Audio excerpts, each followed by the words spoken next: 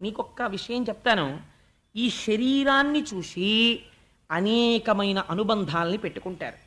నా కొడుకనొకరు, నా భర్తనొకరు, నా తండ్రినొకరు, నా అన్ననొకరు, నా తమ్ముడనొకరు, దీనితో అనుబంధం పెట్టుకుంటారు.